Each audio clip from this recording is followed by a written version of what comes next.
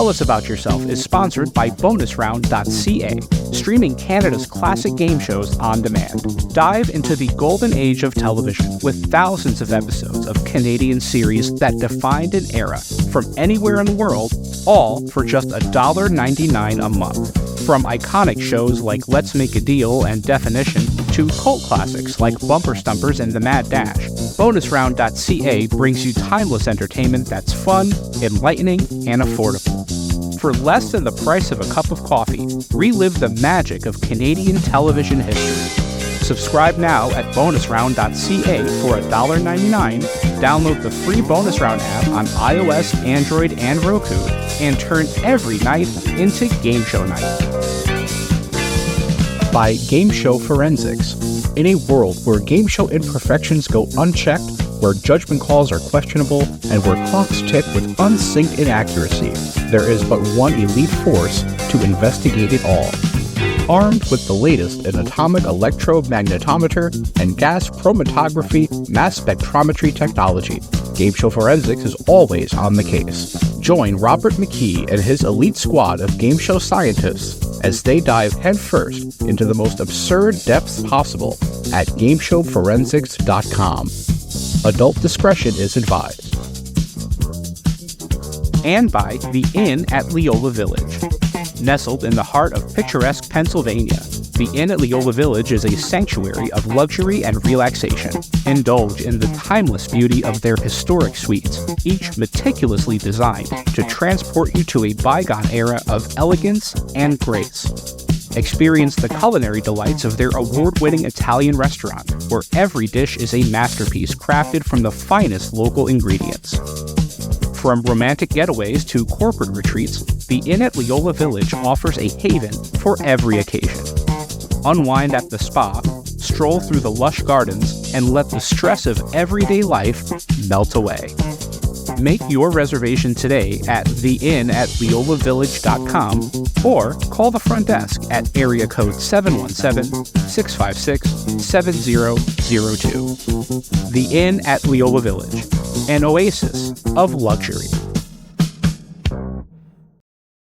Tell Us About Yourself. Conversations with Game Show Contestants is produced in partnership with the Strong National Museum of Play in Rochester, New York, one of the largest history museums in the United States, and one of the leading museums serving families with highly interactive exhibits and programs. Since 1968, the Strong Museum has been dedicated to exploring the ways in which play encourages learning, creativity, and discovery, and how it illuminates cultural history.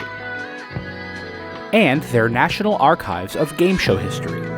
Founded by industry veterans Bob Bowden and Howard Blumenthal, the archive is home to thousands of artifacts representing over 80 years of broadcasting, including props, set designs, video interviews with game show professionals, and other iconic elements from the history of television at play. For more information about the National Archives of Game Show History or the Strong National Museum of Play, visit museumofplay.org or call area code 585-263-2700. Blue 35.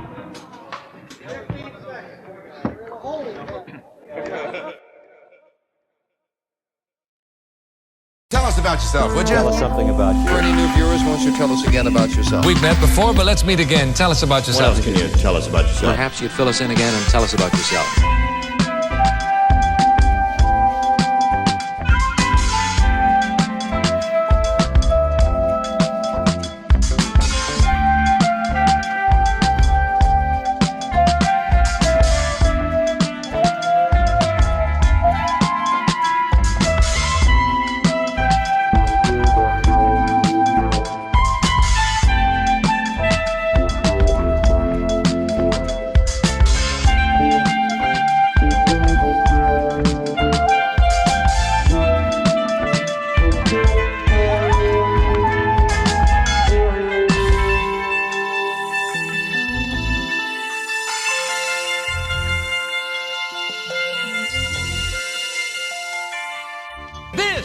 is the Jeopardy Teachers Tournament. A high school world history teacher from Chicago, Illinois, Colby Burnett. Colby, over to you now. Did you get treason? No, you didn't. You got perjury instead, so it's going to cost you how much? $1,929. That drops you down to $18,671. But you'll recall, ladies and gentlemen, that he had $10,600 yesterday, and that takes him up to champion status. $100,000. $50,000 for Michael, $25,000 for Kate. Congratulations, Colby. We'll look forward to having you back on our program in February. I'm Colby Burnett. I'm from Chicago, Illinois, and I am a high school, college, and career counselor. Colby, you said something before we started recording. You said, and I'll paraphrase you, but you said it's good to know that you've, in the realm of Jeopardy and game shows and trivia, that you've achieved the level of fame at which somebody would say, hey, they might be good on my podcast. That was like a pleasurable thing. Yes, and it's nice. And the people who are seeking me out, like, they're not weirdos. They're just nice people who enjoy game shows, or they just enjoy conversations. And it's fine. And oh yeah, hey, you got a half hour, like 45 minutes to just talk about your life experiences? I sure do. And I'm very happy to be here for that purpose. Well, I'm happy to have you here. I think that one of the aspects of the experience of being a game show contestant that people don't realize, at least I've had a few opportunities to do this kind of thing, and I don't think I realized until way after that appearing on a popular game show like Jeopardy is a sort of lifetime investment. I mean, those shows are going to be rerun for a long time. And so, like you said, every couple of years, I wonder if you've experienced this. There's this sort of wave of interest that sort of comes and goes like the tide. You know what I mean? Where there's a period of time where everybody wants to talk to you seemingly at the same time, and it's almost centered around when there'll be a rerun or when you'll be back on the show. Have you had that experience of that sort of coming and going of interest? Luckily, Jeopardy tends to invite, memorable contestants back every 5 years, so that's going to come naturally. But see, what's the best way of explaining it? Yes, that I can sort of, vanish into the ether in my day-to-day life. And, literally, like someday, like some elderly lady, it's like, oh, that's so nice what you did for your mom. It's like, okay, I don't know you, but I know how you got that information, and I'm glad that that brightened up your day to see me. Sure. Yeah, it's the gift that keeps on giving, I think, in a lot of ways. Absolutely. Yeah, especially when you're on a good show like Jeopardy. I mean, there are only so many good shows these days, it seems like. That is also true. And I guess what I found is it's very much introduced me to the greater sort of international trivia community, because I played Quiz Bowl in high school and college, so a lot of my peers were also in that realm. I mean, I could distinctly remember just being in a college auditorium playing a pop culture tournament, and like, oh yeah, like Victoria Gross was also there. Like, oh, well, that's kind of random. But after I was on, they say, oh, there's this competition, or there's this meeting, or there's this tournament. And it's fun to be around people who share similar traits and like have similar interests as you. And my run on Jeopardy, it pushed me to that. And just to give, a further story. I know I'm sort of rambling. No, this is about you. Please, I am all ears. Yes. But the best way to explain it is there's it used to be Trivia Championships in North America, and now Trivia Nationals. And my first jaunt to trivia TCONA Trivia Championships in North America was after my run on Jeopardy, where I was literally invited to be on Ken Jennings' Quiz Bowl team. And I had to blow it off because I got to do a reality show called King of the Nerds. Like everything's coming up Colby. And, it's great to have the choice, or just those choices of saying, we saw what you did on national television. We think that you're good at this, and we think that you have a big personality. Please come join us. And it's brightened up my life. I'm so glad to hear that. And I know that part of being a contestant on the show, and again, it's an element of it that I think a lot of people don't think about or don't realize until the experience hits them, is that idea that you are meeting like-minded people, you're around people who enjoy this kind of stuff as much as you do. Was there ever a period in your life where you found yourself to be alone in those interests? Tell me what life was like before you found your people, so to speak. Yeah, and I can, well, part of the reason that I became a high school teacher is that I had a very good run in high school. Like literally my alma mater's quiz bowl team was founded the year I was a freshman. So like my association with that school is coterminous with the existence of its quiz bowl team, and I think that's very fitting. But before that, I very much kept to myself. I was a know-it-all, and I had no qualms about being one, regardless of how other people felt. A very strong turning point, not even, I want to say a strong turning point in my life is like, hey, when do you realize that you know things? And I distinctly recall being in fourth grade.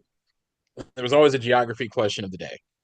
And, if you didn't know, the teacher would know and you would talk about it. But it was basically, where are Chilenos from?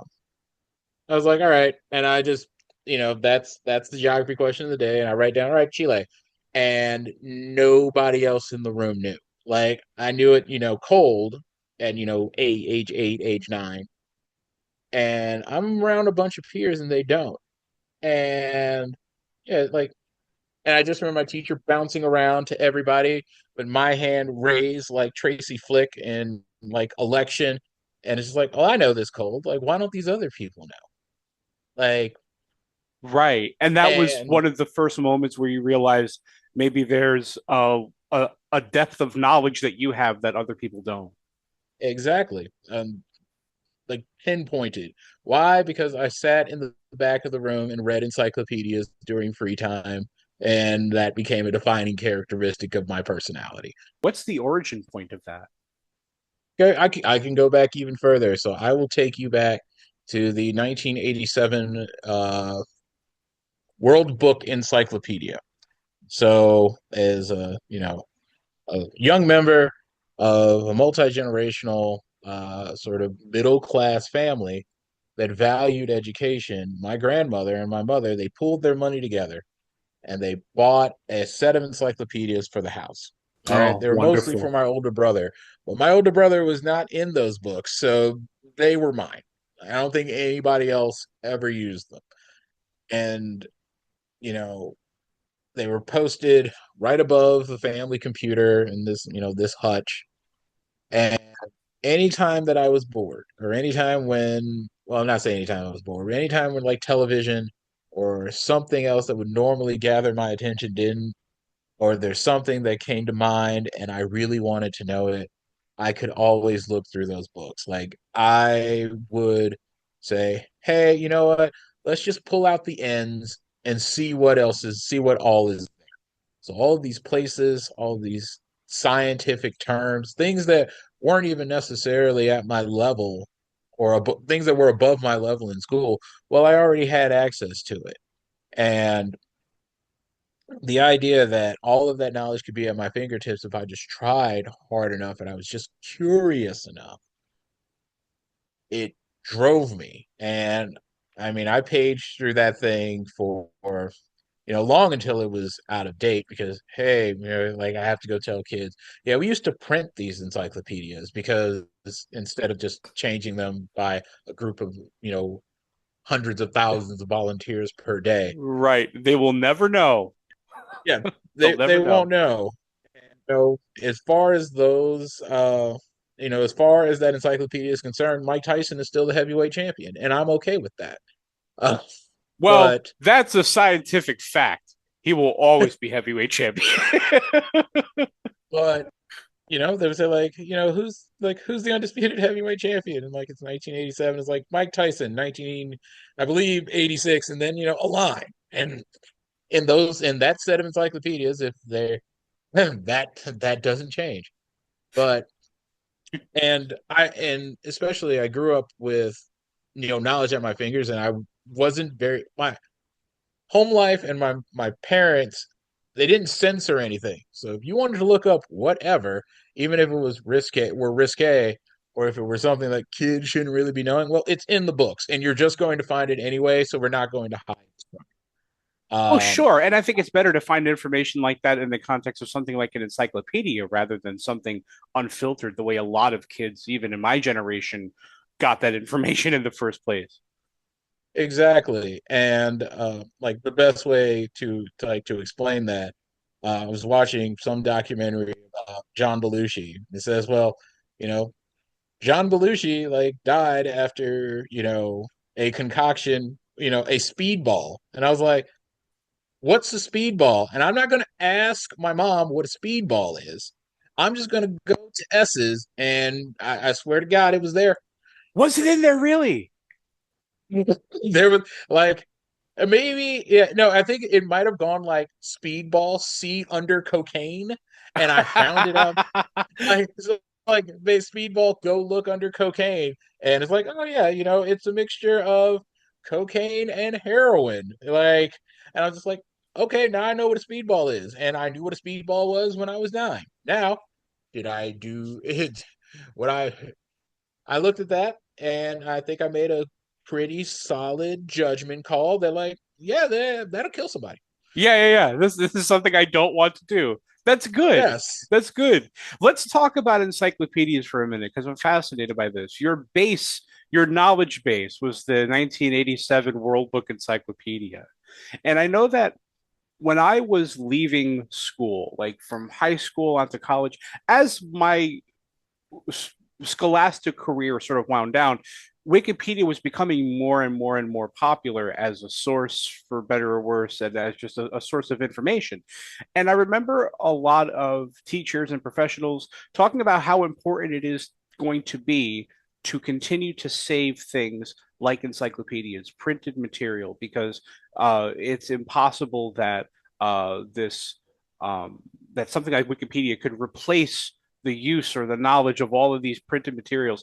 Has there ever been a situation in your trivia career where knowing the 1987 World Book Encyclopedia specifically has come into play? Has there ever been a time where you had to rely on that foundational knowledge? I guess in a sense where the question writer, well, the idea there's only so many things that can be asked about in a trivia circumstance in this canon of what we think that intelligent or well-versed people should know. So actually having a recency bias, or the opposite of a recency bias, helps when somebody's asking a question about, famous films of the early 80s and late 70s that would be more in depth in that book than in others. Like, it actually helps because, in 87, 87 encyclopedia is going to be talking about things that happened pretty much, like, the cutoff is like March of 1987. And, the things that, and, March of 87, I'm 3.5. So things that people would expect, a kid who's born in the early 80s to know about the time immediately preceding like their existence. I was pretty well versed in it. I think I have a pretty comprehensive idea of like what the 60s and 70s look like. And in schools, and I say this as a former history teacher, you don't really get to the parts that happened in your lifetime or your parents' lifetime. But I was already pretty grounded in that. And that very much helped out my studies and my understanding of the world as it is. As a younger person who had such a wide range of knowledge, do you think you had a harder time getting through school from a social or an interpersonal point of view than somebody who maybe didn't have that sort of advanced level of knowledge? I think that I I wouldn't say. remember. Yeah, no, Go please. ahead. No. I didn't mean to cut you off. Go ahead. No, well, I was going to say that I remember being what I thought was more I thought I had a feeling that I was smarter than a lot of the kids in my classes as I got older. I skipped a couple grades, and so I was always younger, but I was always more interested in spelling and reading and learning than the other kids. And I think that uh, to a certain degree, I had a difficult time socializing because I think that some kids are intimidated by it. I think that some kids are insulted by being around somebody who maybe knows the answer to something that they don't. And I just wonder if that's true to your experience as well. I mean, it is, and some of that is self-inflicted because, if you come off as being smarter than everybody else, even in some cases when you're not, uh, so it was a defense mechanism because I wasn't popular, I wasn't attractive. So I believe I was funny, but a lot of that humor is self-deprecating. A lot of that is just a response to the environment in which I grew up. And so, as far as socializing, you're right, it didn't help, but I fell back into it because I felt very comfortable with what I knew and how I expressed that knowledge because that's very much an extension of myself. I didn't really bother being sociable or trying to get friends until I was in high school, where I was around a bunch of people who played quiz bowl and did theater. And so, okay, well, these are my people now. And now that I have access to my people, I don't really care what other groups think of me, and that's fine. And like people say, "Oh yeah, you form cliques." Like, yeah, you want to be around people who have similar ideals and similar interests as yourself. And it worked out for me in the long run. But yeah, it was a rough time in elementary school, let me tell you. Sure. I know I can imagine. And I can also imagine again something like Jeopardy a being instrumental in allowing you to gain that circle around yourself. One of the things that I find a lot of Jeopardy contestants that I talk to have in common is that idea of camaraderie. They're not only on the show, but they're on the show with other people who have always dreamed of being on the show. And then they get in touch with the people who were contestants during their season, and they all have this shared experience and they cheer each other on and they lift each other up. And when their show airs, they congratulate each other. It's really a beautiful it's really a beautiful community, isn't it? Oh, absolutely. And there aren't many villains in a lot of competitions, and especially those that are broadcast on television. Hey, you want this guy to go down. Um, that didn't really happen. And when I walk into a stacked tournament, and the last thing I did was the Jeopardy Invitational Tournament. With the idea of getting into the Jeopardy Masters, and I look around, it's just like I'm around a bunch of friends, and I can make newer friends easily. The best way to tell that Jeopardy perspective. Ben Ingram was the Tournament of Champions winner the season after I was, and yeah, we've sort of been friends ever since. And it sort of just popped out of nowhere because he's a very gregarious individual. But I had no idea that, hey, this guy would recognize me. This guy would strike up a conversation. We clearly have something in common. And like, yeah, we invited each other to our weddings. Like that's Sure. Well, what also and helps is that it's impossible to not be friends with Ben Ingram. Once you meet this is Ben true. Ingram, you are his friend. And I had no idea that it would be like this. And even in the pandemic, we're just on Zoom playing trivia with each other for hours and hours to maintain some sort of societal, like some sort of grip on society and sanity. And I felt that we grew stronger because of that. And I'm so glad that I had that group to fall back on. Um, and I guess to continue about how these social pairings work. Right. My wife, I guess, and my future wife at the time, she saw my run on Jeopardy on Netflix, and my now stepdaughter, she liked what she saw, and it's like my now stepdaughter said, "Hey, he lives in Chicago. You could probably just find him on social media," and she did. And I've been with her for 5 years, almost six, and that came from that appearance. So, like, literally maintaining like the love of my life, maintaining a strong set of friends comes from being on that show. And I will always be thankful for that. You and you celebrated a wedding anniversary recently, didn't you? Yeah, so well, not well. We're in August, so yeah, like we have renewed for season 3. Oh, wonderful. That's good. Yeah. You've had early rating success. Yes. That's wonderful. Colby, you and I are what I would consider to be fortunate people in that we both had parents, moms in particular, who were encouraging of our interests and who loved us unconditionally and who would help us to hell and back. I understand that you had a mom like that. I would love for you to tell me about your mom. So the easiest way to explain my mom is, switch out a Y for an X chromosome and add 30 years. My mom was my best friend and my closest friend until I was in high school, frankly. And I didn't grow up in a nice neighborhood, so a lot of just being safe meant you had to be indoors. So she was fine paying for those books. She was fine paying for cable because I'm still active, and she was fine paying for private school. My goodness. And when high school was significantly more expensive than elementary schools, sought out scholarship opportunities, things that I didn't have the mindset to do as a 12, 13-year old, but it happened and it worked. And she sacrificed to make that happen.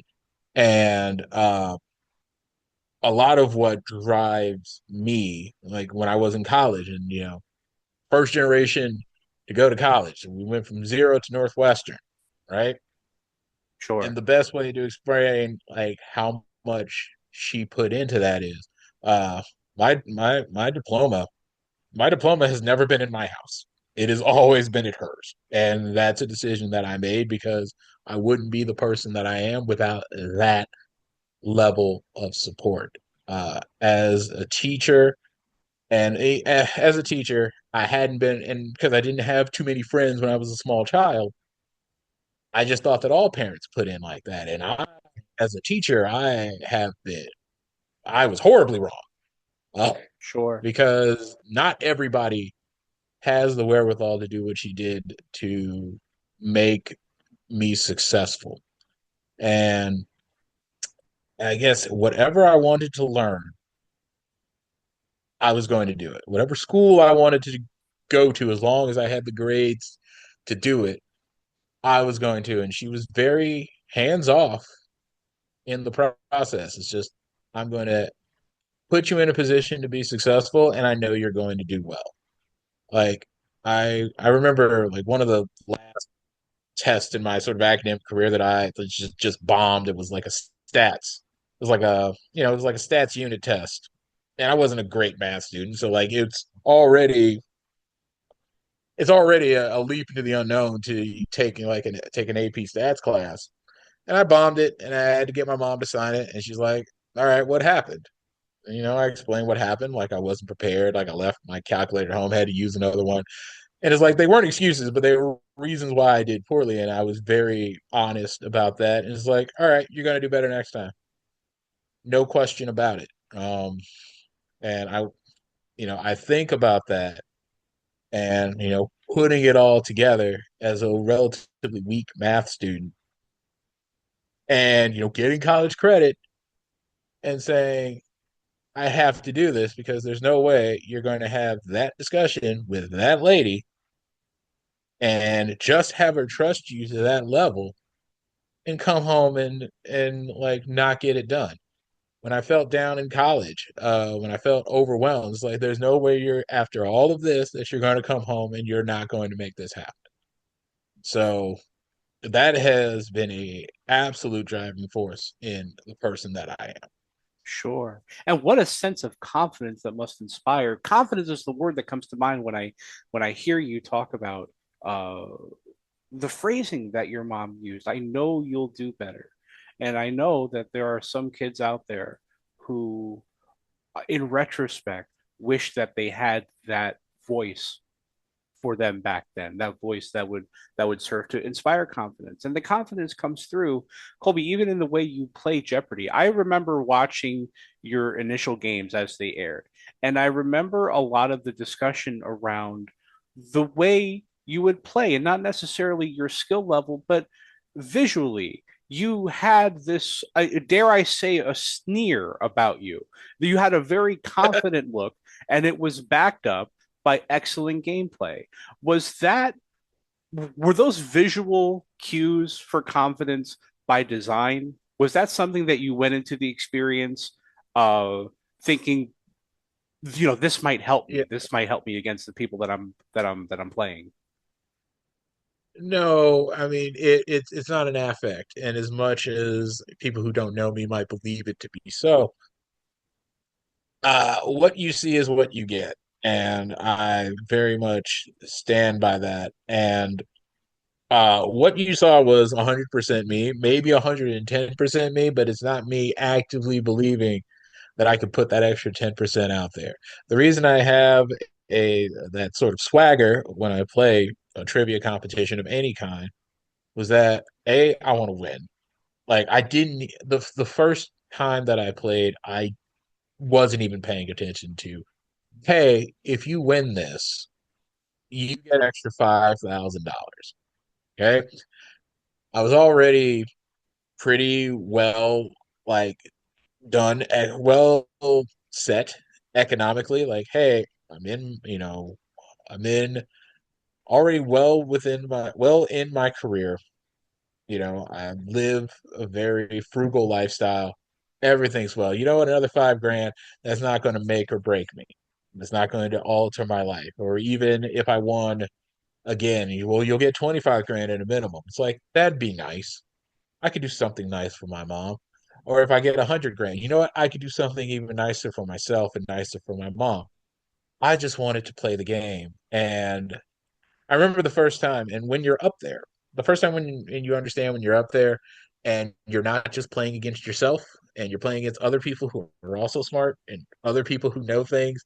I remember like there was some like $400 clue, and the guy to my right, Michael, he gets it right, and I just like look over him like, how dare you? And I was like, no, wait, he knows things, Colby. You got to keep playing this game hard. And when they asked like a daily double and I already knew the answer, I just sort of give this, oh yeah, I know this. I definitely know this. Like just hurry up, finish reading the question out so I can get these points and I can win this game. And do you think, in And that retrospect, that had an effect on your opponents? Do you think that they were picking up on that? I think they were. Um I think it was more well known when I came back. But even in that first tournament, we talk about people with like-minded ideals. Like it's a bunch of Jeopardy contestants who are all educators, so everybody's friendly, and we want everybody to succeed because our whole career depends upon having other people succeed. And, and I'm not sure if my opponents really picked up on that. I think the people I played were also playing their own game and trying to do what I would do. They were just more subdued about it because that's naturally who they are. And one of my biggest laments about Jeopardy is I've never played anybody who was bad at it. So the person that I beat my first game was a wild card and made it all the way to the final. So like I've literally never played Jeopardy against someone who hasn't already won or would eventually win. And I don't think my opponents really picked up on that. I don't think my opponents were thrown off by it. I just think I was able to play a better game and luck out with the boards that I got. Well, I think also that, and whether you realize it or not, you're playing the long game in terms of you're playing the long game in terms of memorability, or that you're making yourself a memorable contestant. So now there are opportunities for these contestants to come back and play again. You had the wild card championships, you had the tournament of champions, any other opportunity I'm sure where there was to bring out a memorable contestant.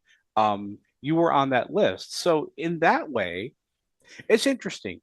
that's almost like another layer of Jeopardy that has evolved over the past, I'll say like 10, 15 years or so, where you could extend your game by making yourself memorable.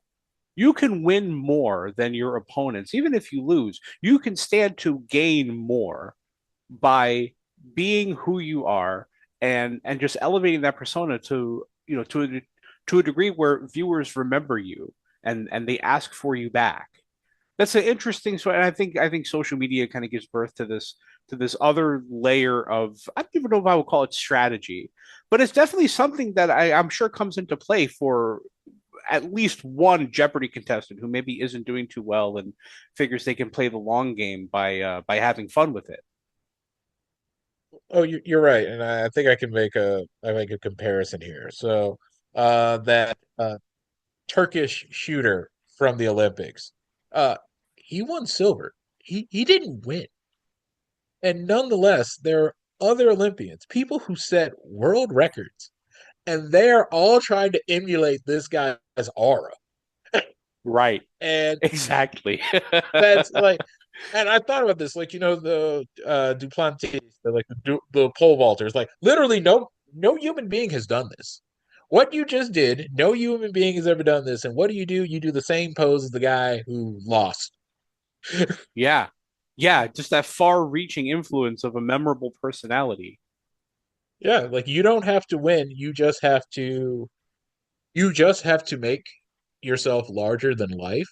And I guess it came naturally to me, and people maybe seeing that it's not an affect and that is the true me, and seeing some bits of themselves, it helps. And I'm glad that I'm memorable for that reason.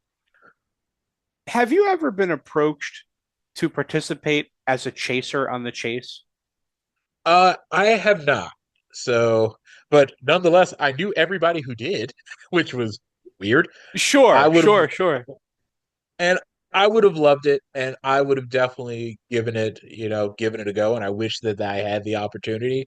But oh no, I wish I would have had the opportunity. I was asked as a contestant, but as far as the people that they picked, and especially for that run, and knowing what they are and what they represent, I'm kind of glad that they went that way.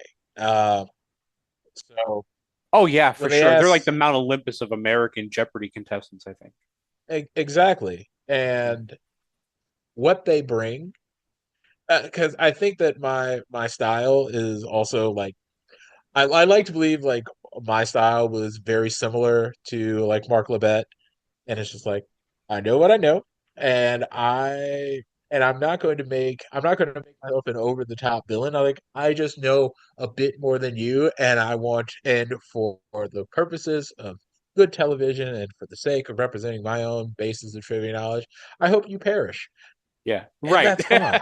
Right, exactly. Well, that right there is the sort of ethos of a chaser. And that's exactly why I asked the question, because you mentioned that idea of, taking your personality and turning it up and elevating it. And I've had the pleasure of talking to Mark, I've talked to Ann Haggerty, and the conversations sort of drifted towards that idea of trivia as wrestling. The chase is like wrestling in terms of, in that there are characters, there are heels, there are rivals. And so I wondered if you had ever been approached for that, because I know that even on the UK chase, the people who were approached originally weren't multi-million dollar trivia winners. They were people who were very talented at quizzing, who also had a memorable sort of visage. So I just wonder if you had ever been invited to that. Like, and there might have been like some rumblings when I tried it as a contestant, like, hey, maybe we're asking you about, being contested, maybe we're asking you about being a chaser. And like it's fine. Like I did not get far in either. And that show is on the ropes, if not gone. So it is what it is. But when I saw that group, it's just they're doing the right thing. They are making great television. And if you need a jerk, I don't think I'm enough of a jerk. I don't think I'm enough of a villain. I don't think I'm enough of a good guy. So, like, as far as archetypes of what you want, like the people that you pick, you're doing the right thing by them. Colby, I don't know anything about Chicago in the 80s and 90s. I know that it was a rough place to be, baseline. I wonder what you could tell me about your experience living through late 80s, early 90s Chicago. What was that like for you? So the short version is like, my previous school, was out in the suburbs, nice private school, was actually my alma mater. And, there had been just a rash of violence. And, there had just been a rash of violence. One of my colleagues said, "Oh man, like, do you think it could get any worse?" And I'm like, I grew up in Chicago in the late 80s and early 90s. Absolutely. This is what you see, and people who chastise Chicago for what it is right now. It was much worse 30 years ago. I will take that to the end. And I think I told you, like, my way out was education. I lived a very, like, homebodied, sheltered life because the streets had nothing for me. And I knew the streets had nothing for me. And so if that means, hey, I need to be in the house before sundown, that's cool because you know what happens around sundown? Star Trek The Next Generation is on, and I'm going to have a good time. Wow. Uh, It saved your life, I'm and sure, many times it without you even realizing. It did, and like I'm telling you, like I know people who, and again, like don't get it twisted. I lived a comfortable life even in a not great neighborhood. Like my mom spent that extra money to make sure that I could go to the local parish school, but nonetheless, there are people who were enamored by that lifestyle anyway, who still got caught up in it. And I guess that what throws me off is like, you know what, buddy, if you at any point during the day are wearing Oxfords and a collared shirt, you can't be a thug. I thought there were rules, but Right. This is before like, Kanye. You couldn't do that yet. yeah, yeah, you can't, how are you living like this? Right, right. But it, like, there were people, and again, because I didn't really have friends, like I knew of them, but there are people who got caught up in that lifestyle. People who, got caught up in drugs who were a little bit older than I am or than I was. And that's scary. But I got to be taken away from all that. And yes, and a lot of that is those books and the television and music, and it was okay for me not to socialize because I didn't really have that opportunity until I went to a different school.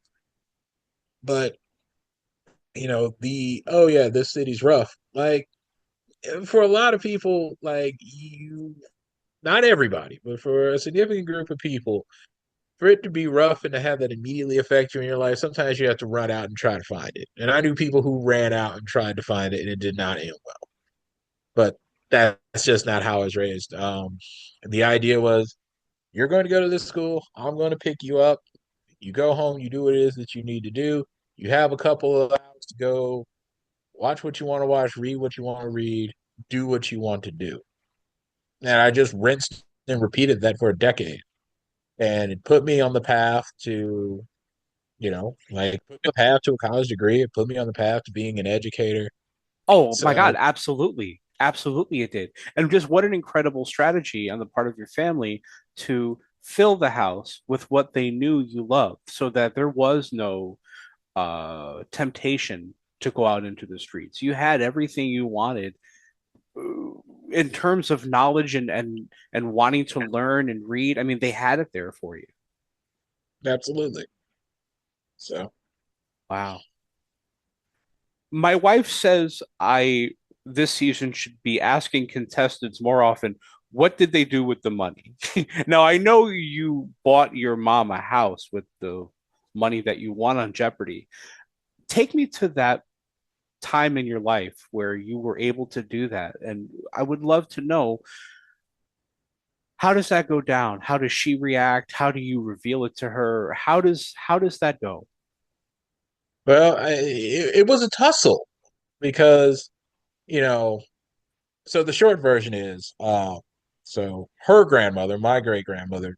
So when I won the money on Jeopardy, my mom was 50, and she basically, because her grandmother died in her early 60s, and her mother, my grandmother, died in her early 60s. So she's like, "Look, I'm going to be out of here in a decade. You don't need to do anything for me." And like, thank God she said, "You don't need to do anything for me. I'm going to get out of here when I'm 60." And she's 71, right? So I did the right thing.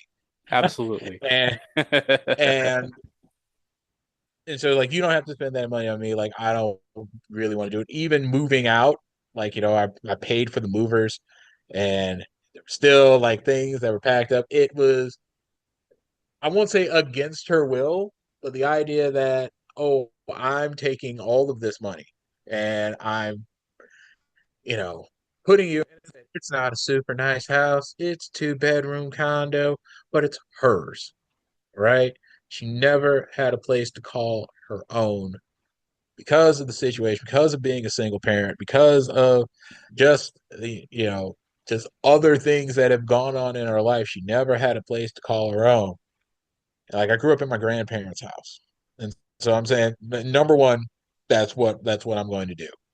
And there was a fairly so we're, what, 4 years removed from the Great Recession, and so there were still, you could get modest places in a nice suburb. Like, it's like 900 square foot, but it's for one person. And, it's in a nice suburb, an expensive suburb, but a nice suburb. But Sure. I got that for under $100,000. So basically, like, the money I got, the $100,000 minus taxes, that paid for that place, like, cash. And I was in a position in my life to say, okay, well, if I don't win another dime doing this, well, you have this, and you will have this for the rest of your life. That is what I wanted to do, and I was determined to do that. When I auditioned for the show, and someone asked me, "Hey, what would you do with the money?" And that question never crossed my mind until that exact moment. And they said, "Oh, I'm getting my mom a house." Like, done.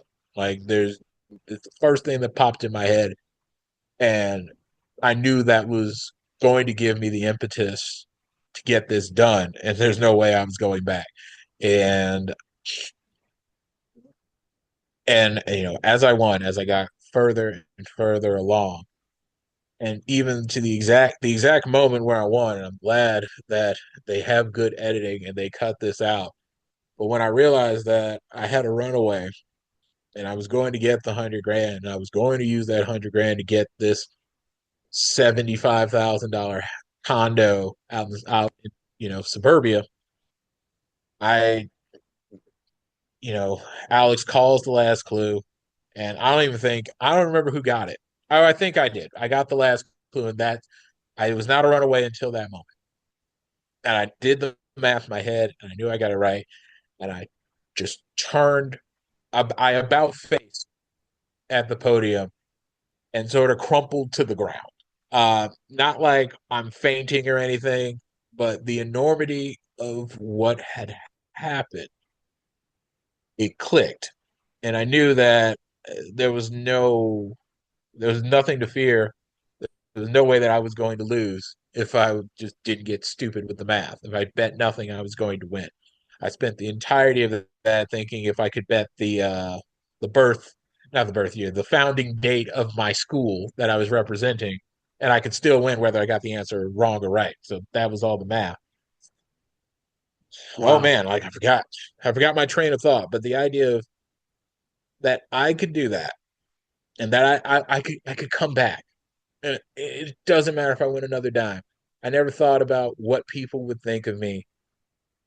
And as far as the money, well, the money really isn't staying with me. So I didn't even care about the money at that point. Like, it was already spent in my head. And I could go back to a job that I loved, that I planned on doing for the rest of my life. I mean, that's when it hit me. And as far as hey, I'm doing this for my mom, I'm doing this for my school, I'm doing this for myself. You know, like the enormity of that moment just hit. And some digitized archive somewhere in Culver City, like they're gonna have me crumpling to the ground behind that podium, and that's fine. Uh, It but sounds like it still hits you to this day.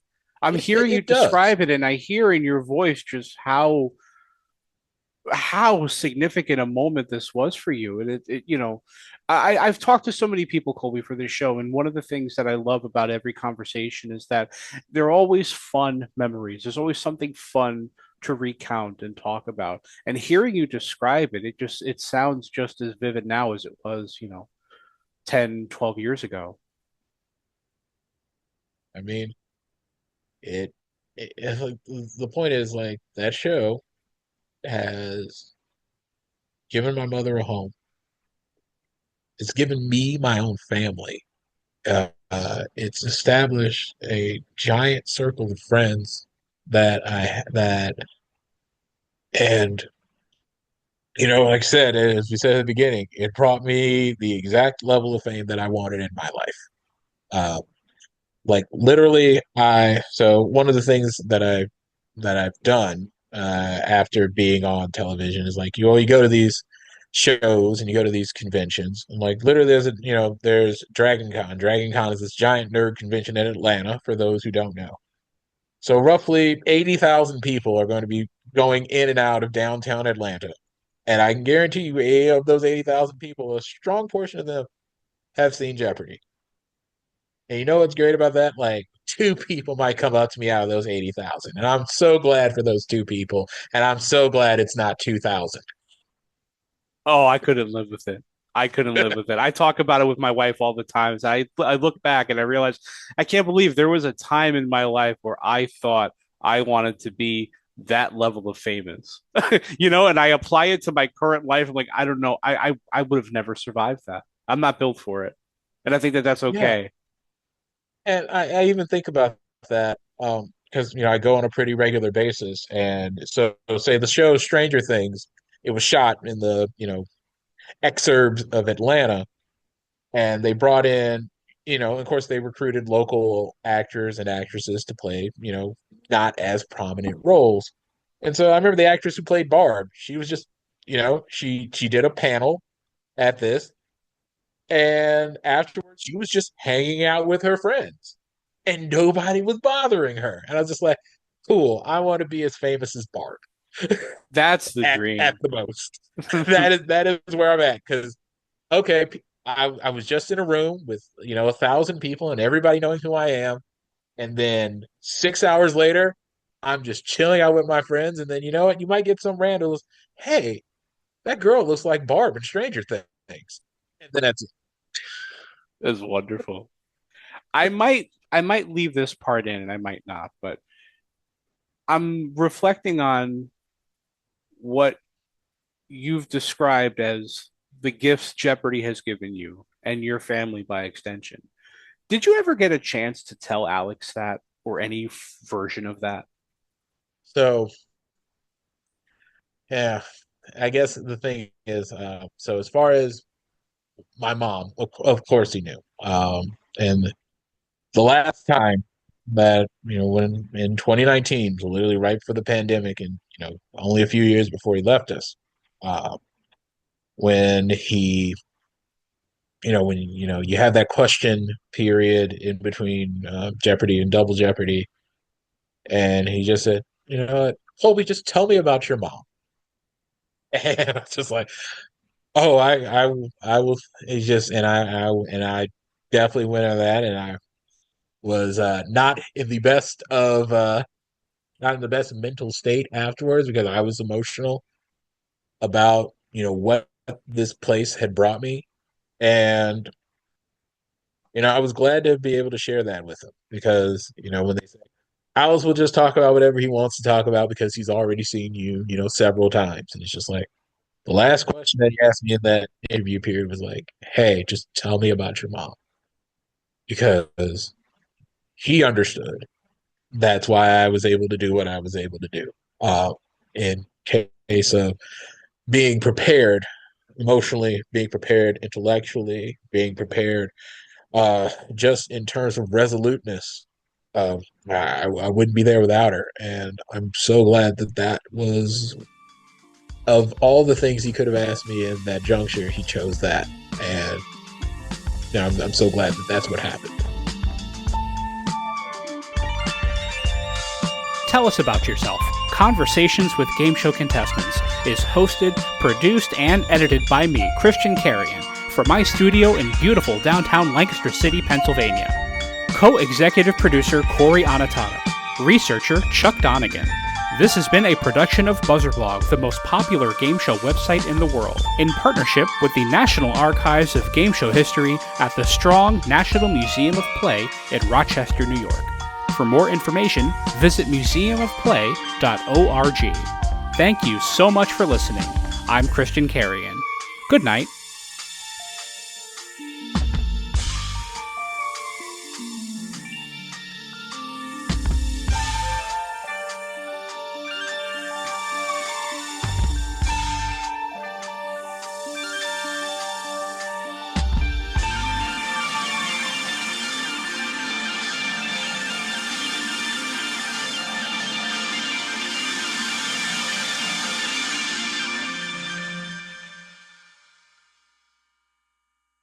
Tell Us About Yourself is sponsored by bonusround.ca, streaming Canada's classic game shows on demand. Dive into the golden age of television with thousands of episodes of Canadian series that defined an era from anywhere in the world, all for just $1.99 a month. From iconic shows like Let's Make a Deal and Definition to cult classics like Bumper Stumpers and The Mad Dash, bonusround.ca brings you timeless entertainment that's fun, enlightening, and affordable. For less than the price of a cup of coffee, relive the magic of Canadian television history. Subscribe now at bonusround.ca for $1.99, download the free Bonus Round app on iOS, Android, and Roku, and turn every night into Game Show Night. By Game Show Forensics. In a world where game show imperfections go unchecked, where judgment calls are questionable, and where clocks tick with unsynced inaccuracy, there is but one elite force to investigate it all. Armed with the latest in atomic electromagnetometer and gas chromatography mass spectrometry technology, Game Show Forensics is always on the case. Join Robert McKee and his elite squad of game show scientists as they dive headfirst into the most absurd depths possible at GameShowForensics.com. Adult discretion is advised. And by The Inn at Leola Village. Nestled in the heart of picturesque Pennsylvania, the Inn at Leola Village is a sanctuary of luxury and relaxation.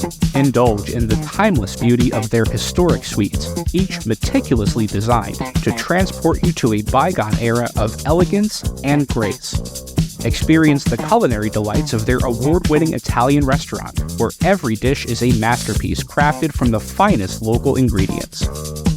From romantic getaways to corporate retreats, the Inn at Leola Village offers a haven for every occasion.